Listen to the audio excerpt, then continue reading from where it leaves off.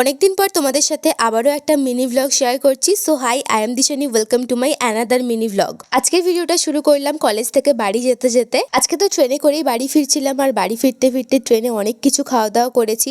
ফার্স্টে খেয়েছি চিপস, দেন ঝুড়ি ভাজা, ডাল ভাজা, আরও কত কি। অন্যান্য দিন ট্রেন ভীষণ লেট থাকলেও আজকে ট্রেন পুরো টাইমে আছে, তো অনেকটাই তাড়াতাড়ি বাড়ি পৌঁছে যাব।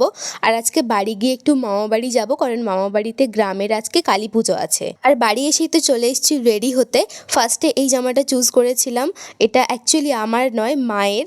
তো এটা আমার ঠিকঠাক ফিটিংস হচ্ছিল না বলে আমি নিয়ে এসেছি এই 3 পিসটা, যেটা আমি ফার্স্ট টাইম পরলাম, তবে 2 বছর আগে থেকে এটা কেনা হয়ে আছে। এটা আমি নিয়েছিলাম ফ্লিপকার্ট থেকে, টোকিও টকিজের আরও একটা 3 পিস আমার কাছে আছে, যেটা আমি নবমীর দিনে পরেছিলাম। আর টোকিও টকিজের 3 পিসগুলো পার্সোনালি আমার ভীষণ ভালো লাগে। আজকে আলাদা করে আর গেট রেডি উইথ মি বানালাম না, কারণ বেশি টাইম ছিল না।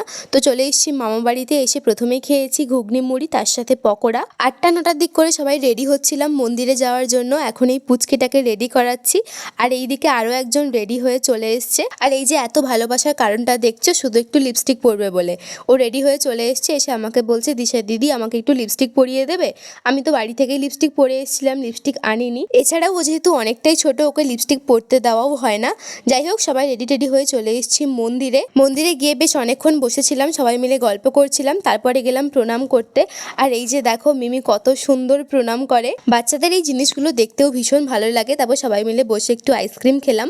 আমরা 10টা-11টার দিক করে বাড়ি চলে এসেছিলাম, আবার 12টা-12:30টার দিক করে মন্দিরে যাচ্ছি, কারণ মা দিদা সবাই আজকে উপোস করেছিল, মানে পুজোর জন্য। আর কালী পুজো মানে তো সারা রাতের ব্যাপার। আমিও জামা টামা চেঞ্জ করে একেবারে চলে এসেছি। আজকে আমরাও এখানে সারা রাত্রি থাকবো, আর সারা রাত্রি টাইম পাস করার জন্য আমরা লুডো খেলে কাটিয়েছি।